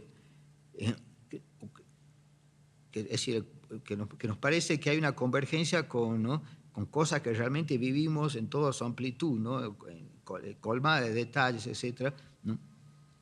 Y pensamos que eso aconteció a veces en un pasado remoto y se ocurre que no, que por ahí no ocurrió en la misma secuencia en que estamos y por distracción no lo vivimos, etcétera, ¿no? Esa sensación que uno tiene a veces de estar viviendo cosas que ya vivió, ¿no?, que es un fenómeno medio extraño también, ¿no? Porque a veces parte de lo que creemos que es una cosa que vivimos en un pasado remoto y sin embargo quizá ocurrió el día antes, ¿entiendes? Y por alguna distracción, etcétera, se nos escapó fijarlo en una temporalidad, digamos.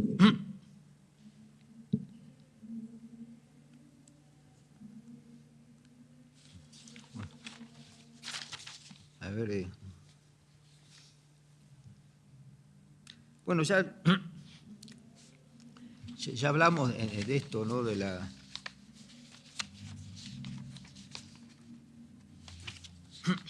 Bueno, sí, ya hablamos del tema este de los chamacocos, ¿no? De esto del casco huerta, ¿no? De toda esta fiesta, como que, bueno, también hay una parte que no contiene esa ceremonia de que parece que no sé si es un hombre o una mujer el que lo hace, pero en el cual es una escena de que Ashnu Huerta, ¿no? Que la diosa esta de las prescripciones estéticas que le hablaba, ¿no?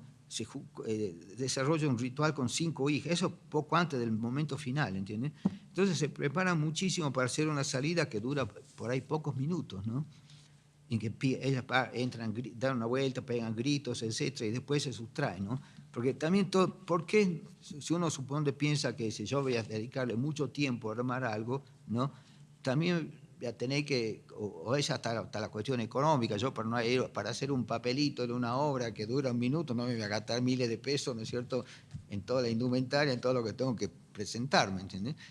En cambio, desde el punto de vista, digamos, de la economía, de la simbólica, etcétera, ¿no? Pasa al revés, o sea, está bien, yo llevo, porque tiene que ver con un sano proceso de comunicación, digamos, sabemos que la acumulación del sentido es lenta y la liberación tiene que ser breve, ¿no es cierto? Y cuando más breve sea, va a ser más intensa, por el tema este de la luz, es decir, si con la luz esta, ¿no es cierto?, yo si llenara de luces esto, ¿no es cierto?, o de golpe, ¿no? Está bien, podría usarla, si uso esta luz, digamos, un mes entero, y después, en cambio, ¿no? Si la juntara todo esto, lo que voy a gastar en un mes entero, la junto en 5 minutos, vamos a vivir 5 minutos maravillosos, que nos va a llevar hasta las estrellas, ¿entiendes? ¿Por qué? Bueno, porque justamente, ¿no? Hay una economía en ese aspecto de que con menor tiempo de la liberación de la energía simbólica, ¿no? Más fuerte es el resultado, ¿no? Y al mismo tiempo coarta la posibilidad de intelección. Es cuando ya se desgasta un poco la imagen y empieza, en cierto modo, a aburrirnos la secuencia, ¿no? Ahí donde se mete la razón a decir, ¿viste? Estás viendo que esto no tiene valor, no tiene importancia, qué sé yo. ¿Entendés? En cambio, cuando se maneja toda esa estricta lógica del ritual, digamos, ¿no? de la no reiteración, ¿no? Aunque veo que muchos rituales por ahí presentan bailes indígenas, etcétera, que a veces están horas enteras bailando eso, ¿no? Pero bueno, puede ser como si lo hacen en términos de fiesta, pero si en términos de una representación, creo que tendría que manejarse más esta economía de lo simbólico, digamos, ¿no?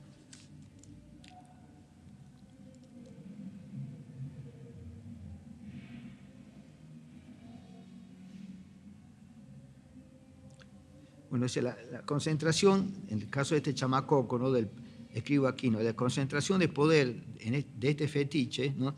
Es tan intensa como su belleza, por lo que el objeto deviene una pletórica matriz de impulsos vitales, pero también un fatal principio de destrucción. Se refiere a la bola esta de Casco Huerta, ¿no? Lo que refleja la agobiante condensación de lo real, ¿no? Por momentos terrorífica, que caracteriza a lo sagrado y constituye la más cara aspiración del arte. Por cierto, la profundidad de tal vivencia traslada a los participantes a la esfera de lo maravilloso, sumiéndolo en una especie de trance colectivo, ¿no? Los chamanes y los hechiceros pueden llegar a disfrutar de la condición de las almas, de los descarnados, no sé, de los muertos, ¿no? Que el común de los mortales les llega solo en el momento de morir, ¿entendés? El sueño es visto no solo como un vuelo, sino también como el abandono temporal del cuerpo, es decir, el alma que abandona el cuerpo por un tiempo, ¿no? Lo cual implica un riesgo, porque a menudo, etcétera, ¿no? Si no alcanza, si el individuo despierte y el alma no está en el cuerpo, a veces se dice que no lo va a reencontrar más, es como que muere el individuo y el cuerpo muere y el alma queda revoloteando por ahí desconsolada, digamos, ¿no? Y ahora vamos a ver, bueno, cómo juegan y sobre todo en esta dialéctica, ¿no? Es decir, y también contra el pensamiento binario, ¿no? Cómo escapar, digamos, a las limitaciones del pensamiento binario, ¿no? Entonces, digamos, si ningún Dios creó dice que a las tinieblas, esa tiniebla primordial, diríamos que a veces se asocia a la nada, etcétera, ¿no? Hay que preguntarse quién creó las tinieblas, ¿no? Y también qué son las tinieblas en esencia, ¿no? Porque la tiniebla, más que un ser, más que un ser que se confronta con la luz, ¿no? Suele presentarse como la metáfora de la nada, ¿no? O sea, de esa gran nada universal que precedió a la creación, ¿no? Donde acontecen los mitos de origen, ¿no? En el Popol Vuh nosotros leemos que no había nada dotado de existencia que estuviera en pie, solo el mar y el cielo en toda su extensión, ambos vacíos y en reposo. Y entonces llegó la palabra a iluminar la sombra, ¿no? Brotando de la boca de Tepeu Gucumatz, ¿no? Quienes hablaron en la oscuridad, ¿no? Es decir, también hablaron en la oscuridad, así cuando el Dios del cristianismo, digo, hágase la luz, ¿no es cierto? Hablaba a sí mismo desde la oscuridad, ¿no? Y no para abolirla por completo, sino para repartir el tiempo repartirla con el tiempo de la luz, o sea, ¿no?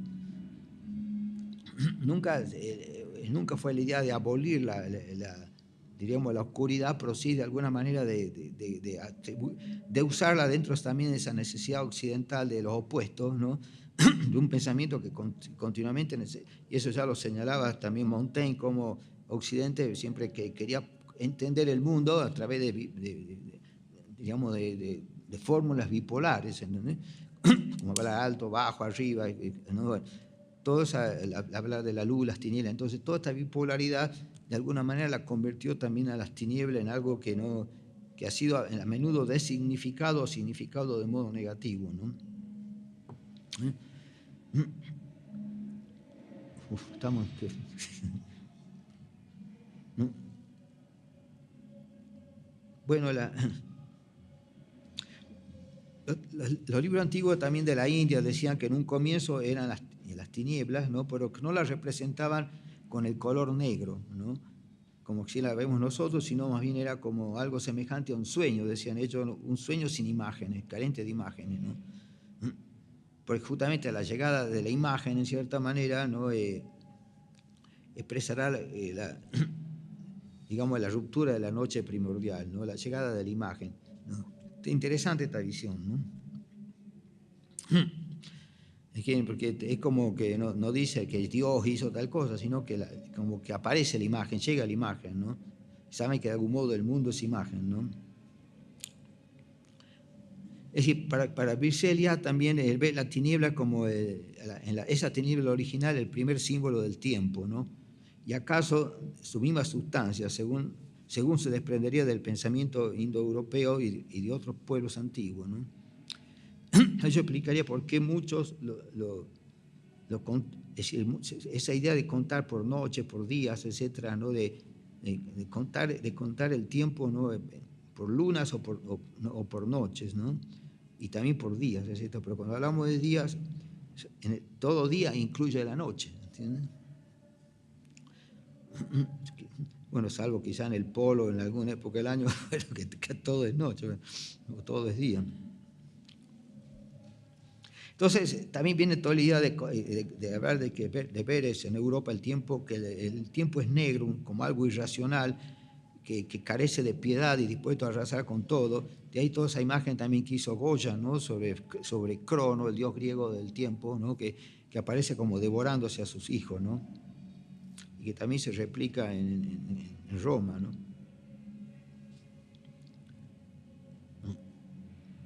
Entonces, todo esto también sirve para una valoración negativa de las tinieblas, ¿no? Y hablando del caos, del terror, ¿no? de la tiniebla como que la hora del lobo famélico, del jaguar que busca una presa con urgencia, ¿no es cierto? O de toda otra forma del caos, del terror, etc. Uno ve todo eso también en el Popol Vuh, ¿no? Que, no sé si tenemos tiempo de ver como los nombres que tenían todos los señores de Xibalbá, ¿no? Que era señor del Pú, por ejemplo, bueno, ¿no? Otro que la casa, más que la casa, digamos, el salón, ¿no? El ámbito decía de los pedernales, ¿no? O sea, donde ¿no? De la obsidiana, quiero decir, ¿no? Donde incluso eran como cuchillos de obsidiana que se movían así, y Xbalanqué tenía que estar esquivando todo eso, ¿no? Pasa por toda una serie de pruebas impresionantes que le hacen los señores del infierno, ¿no? Dice, lo cierto es que ningún Dios reivindica la creación de la oscuridad, ¿no? Aunque ella es tan legítima como la luz. Suele traer el ansiado reposo, ¿no? Es decir, por ejemplo, la hora del amor, del pensamiento, la reflexión, así, ¿no? Parece, la noche parece, es decir, está muy, y uno ve eso de toda la cultura árabe, todo eso, ¿no? Es decir, es la hora del encantamiento, de alguna manera, ¿no? Se dice que la hora también en que el ojo pone un poco, deja de ser importante y pasa a ser importante el oído. La noche es el espacio del oído, digamos, ¿no? Y mientras que el día de la luz, de los ojos, ¿no? Entonces, de noche, que si uno va por un monte, para un lugar así, tiene que aguzar el oído, porque sabe que con el ojo no ve mucho. Algunos animales, especialmente el león, todos los leones, muchos depredadores, tienen una potente vista nocturna y eso les permite cazar, etcétera, ¿no? Bueno, entonces todo, es decir, tanto la meditación como el amor, como toda reflexión, etcétera, ¿no? Y también la hora de la verdad prácticamente, ¿no? Y también incluso se la relaciona más a la muerte a la noche, pero sin embargo, digamos, las grandes matanzas, ¿no? Se hacían de día, ¿no? Las batallas, cuando llegaba la noche, los ejércitos paraban la mano y se iban a descansar, a contar sus muertos, a juntar fuerzas para el día siguiente, ¿no? Y el tema también de las valquirias, ¿no? Ellas también eran en las batallas diurnas, ¿no? Ellas iban a plena luz, digamos, recogían, señalaban los que debían morir y ir al paraíso de Odín y se los llevaba. O sea, de modo que todas esas matanzas no eran de cosas del día, sino más bien digamos, eran cosas del día y no de la noche, ¿no? Por lo tanto, ¿no es cierto? Pues la noche también puede ser infausta y no siempre fausta, ¿no? Es decir, pues la noche puede ser fausta y no siempre infausta, ¿no?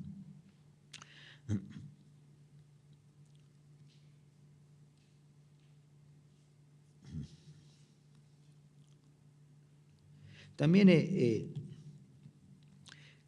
muchas pesadillas, ¿no? Tienen que ver con la caída, ¿no? Y hasta cabe afirmar que toda caída es en la esfera de lo simbólico, ¿no? Es de por sí una pesadilla, ¿no?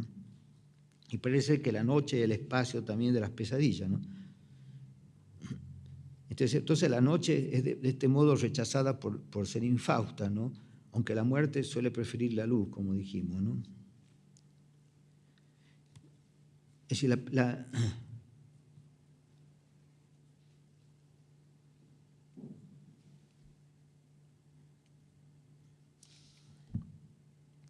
lo que decía también Montaigne a propósito, ¿no? de este pensamiento bipolar que es muy arraigado en Occidente, y por eso yo creo que el lado de la sombra es muy interesante para romper esa dialéctica o introducir dialéctica dentro de la dialéctica, ¿no? Que es lo que, es decir, convertir a cada uno de esos polos, ¿no es cierto?, en empezar a ver en qué adentro, ¿no? Porque yo digo bueno y malo, ¿no?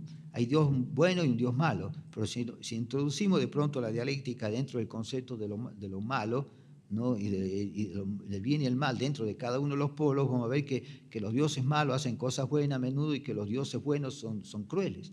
El Dios del cristianismo es muy cruel, digamos, a pesar de que se presenta como bueno. Entonces, digamos, entrar en ese lado de la sombra, ¿no? Que yo llamo la tercera orilla del río, ¿no? Nos permite ver todos estos elementos, ¿no?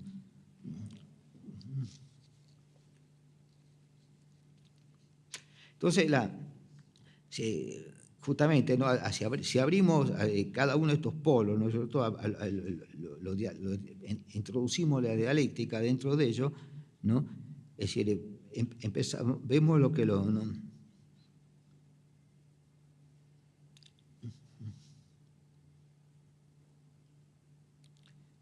Y bueno, ahí vemos entonces que cada uno de estos polos tiene su propia sombra, ¿no? Sus propias contradicciones, ¿no? Es decir, sobre todo, ¿no? el hecho de lo que también ya señalaba Montaigne, de que no se puede, ¿no? Que cuando uno que quiere explicar algo, y si recurre a la oposición, si yo digo, por ejemplo, que el día es lo opuesto a la noche, ¿no? Basándome en esa distinción, de hecho, ¿no es cierto?, estoy simplificando el concepto, porque no estoy diciendo nada del día, ni estoy diciendo nada de la noche. ¿Entiendes? Entonces, justamente, profundizar en lo que significa cada uno de estos polos dialécticos, es necesario abrir, ¿no es cierto?, las contradicciones que pueden encerrar también cada uno de esos, ¿entiendes? O sea, porque... Entonces, porque dentro de esa bipolaridad queda congelada toda la cultura, ¿no? Que es lo que pasa incluso con la antropología de Lévi-Strauss, ¿no? Porque, por ejemplo, entre el amor y el odio cabe la indiferencia. Es decir, el amor y el odio no son todas las posibilidades que tiene el amor, ¿entiendes? O que se relaciona con el sentimiento de una persona hacia otra, ¿entiendes? Y además de la indiferencia, si nos ponemos a buscar, van a caber otras cosas más, ¿entiendes? Entre el bien y el mal puede haber algo que no sea ni bien ni el mal. Incluso a menudo, ¿no es cierto?, como también decía alguien, el hechicero que está haciendo un maleficio para que, digamos, para que los guerreros de su tribu, ¿no es cierto?, puedan vencerlo y matarlo a los de otra tribu, ¿no es cierto? Para lo de la otra tribu, él va a ser un ser maligno, porque le está deseando un mal a ellos, ¿cierto? En cambio, para el grupo al que pertenece va a ser un elemento benigno, porque le está dando fuerza y predisponiendo a los astros y a todo para que ellos venzan en la batalla. Entonces, no es tan fácil distinguir, es decir, el bien y el mal pueden ser relativos, ¿no? Porque decir, a veces lo que es bien para uno es mal para otros, y de acuerdo desde dónde se lo vea, ¿entiendes? Nosotros vemos el neoliberalismo como un gran mal que está acabando con todo, y sin embargo hay gente que lo ve como la gran maravilla del mundo, que le permite ser millonario, hacer lo que quiera. ¿Entiendes? Entonces vemos que eso eso, digamos, son cosas que se permite ver a través de esta dialéctica, dentro de la dialéctica, digamos, ¿no? También yendo más a por ejemplo, la simpleza, yo creo que ya no me acuerdo. La simpleza y con esto vamos a terminar por la primera parte, ¿no? Es decir, la simpleza de la nada, ¿no? Supongamos el cielo y el infierno, ¿no? Otra de esas polaridades, que además tiene lo malo de eso también, de hablar de cielo e infierno, es que está ligado, que no es simplemente algo suelto así, sino que viene ligado a una cuestión, diríamos, represiva, ¿no? Al hecho de que quien va al infierno está pensado como un modo de castigo. Entonces, bueno, eso ya incluso me acuerdo que Epicuro, ¿no?, en la antigua Grecia, ya planteaba el hecho, supongamos, de que, hablando de cielos e infiernos, ¿no?, de que, es decir, que diríamos que la muerte, que la muerte y la vida no tenían nada que ver, o tenían muy poco que ver una con otra, ¿entendés? Porque el que está muerto no es consciente de que está muerto, y el que está vivo tampoco sabe nada de la muerte, ¿entendés? Entonces, en esa coyuntura, ¿no es cierto?, entra a jugar, desde el punto de vista escatológico también, un pensamiento que dice, bueno, ¿no?, que quiere establecer el infierno para castigar a los que no cumplen con ciertas normativas, etc. Y como pasó, por ejemplo, como decía también, que todos los indios de América realmente fueron cristianizados con el horror al infierno más que con las ventajas del cielo, porque hasta el momento ni hoy ni casi se sabe cuáles son esas ventajas, ¿no? Entonces, es decir, vemos que, como decía también Epicuro, ¿no?, y bueno, ahora lo toma contra Sponville, creo, ¿no?, de decir, si yo me muero, bueno, me muero y voy a la nada, qué sé yo, ¿no es cierto?, que no hay ningún problema, pero en cambio si yo, digamos, establezco una serie de horrores que me van a pasar si no cumplo con ciertas normas éticas o las órdenes del que tiene el poder, ¿no?, entonces establece, la gente vive aterrorizada de pronto, ¿no?, y orienta incluso su conducta, a veces que normalmente es represiva, en el sentido que no, porque eso no se hace simplemente para que la gente no haga el mal, ¿entendés?, sino se lo hace para poder acomodar a un orden de valores a menudo, ¿no? Ustedes ven, por ejemplo, cómo la moral cristiana, ¿no?, que si uno tenía que ir a confesarse haber besado a una chica, ¿entiendes? Es decir, ¿eso en qué puede afectar al universo eso, ¿entiendes?, ¿no? Y bueno, entonces, ¿por qué entonces tenés que vivir de pronto como pecaminoso, como malo, etcétera, como no ético, ¿no? Cosas que son propias de la vida en sí mismo, ¿entendés? Entonces, si a las personas, si no estuviera esa herramienta, ¿no?, de utilizar el infierno, la gente, bueno, viviría mientras viva y después moriría y no tendría conciencia de estar muerta y chao, ¿entiendes? O sea, la nada a veces puede ser muy simple, ¿no? Entonces, aquí se volvió toda una herramienta, diríamos, es decir, ideológica, ¿no?, de sometimiento, ¿no?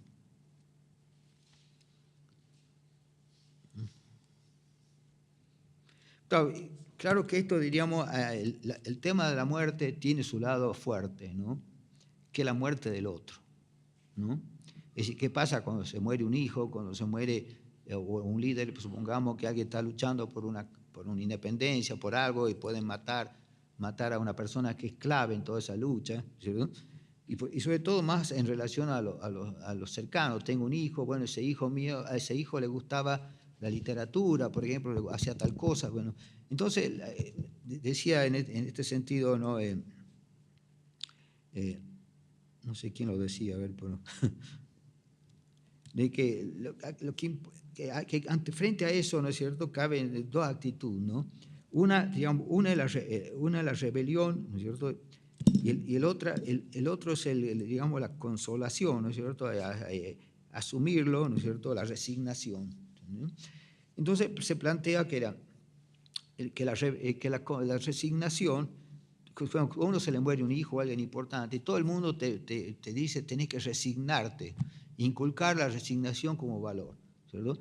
¿Por qué la resignación, sino una forma de olvido? Uno no le está recomendando a la persona que olvide a su hijo. ¿Qué es eso de resignarse? ¿Entendés? En cambio, como se ha visto, por ejemplo, también en Argentina, después de todo el tema de la dictadura, ¿no? Es decir, que las madres no se resignaron, ¿entendés? Porque si no te resignas, ¿no es cierto?, la muerte en sí mismo tiene un valor, es decir, si te rebelás contra eso, ¿no? Sabemos que con rebelarte no va a recuperar la vida de tu hijo, pero sí va a recuperar los valores de tu hijo. Y además, los avances de la humanidad, pequeños y grandes avances, ¿no?, se han dado, y eso se lo ve también en la mitología, ¿no? Es decir, se han dado en base a través de la rebelión. Ya la primera epopeya de la humanidad, que es de Gilgamesh, ¿entendés? O sea, les conté, creo que la primera clase, de pronto él no acepta que los dioses resuelvan matar a Enkidu, ¿no?, a ese amigo que se hizo, ¿no?, que fue un castigo a raíz de haber matado al toro celeste y a Uimbaba, ¿no?, que era un guardián de ahí, no sé, de ese bosque, etcétera, ¿no?, del bosque sagrado.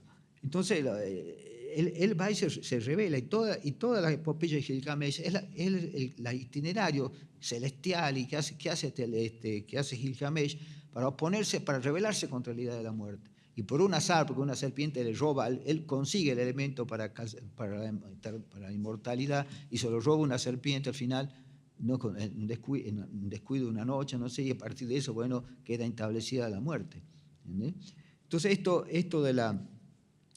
diríamos, es muy interesante esto, ¿no? Porque siempre, es decir, dentro del cristianismo es un valor muy codiciado, de alguna manera, muy utilizado a la resignación. Dios lo dispuso así: bajar la cabeza, resignarte, aceptarlo. Pero no ven que de esta resignación, en esa aceptación, está inserta en un sentido más bien del olvido. Le está pidiendo que lo olvide el hijo. ¿Entienden? Porque realmente no, las madres, aunque no lo vayan a revivir, sin embargo, la imagen del hijo muerto y el pedido de justicia o de aparición con vida de sus hijos, ¿no? Yo veo aquí también toda la fuerza moral que ha desarrollado aquí los 43 muchachos, ¿no?, que lo secuestraron, ¿no?, y lo mataron, ¿entiendes? O sea, entonces todas esas muertes, ¿no?, son factores que producen movimientos así, transformaciones históricas. En Argentina, por un abuso y que llevaron a matar a un pobre conscripto de lo que hacían el servicio militar obligatorio, se acabó el servicio militar obligatorio, ¿sí, no? Hoy en día también a raíz de la muerte de varias mujeres, etcétera, ¿no?, de asesinatos, ¿no?, bueno, se está levantando un nuevo feminismo, digamos, ¿no? que no está tanto detrás del poder como estaba el otro, sino a través de la igualdad y de la humanidad, ¿no? Y las mujeres están demostrándose capaces de ser más humanas todavía que los hombres. ¿Sí?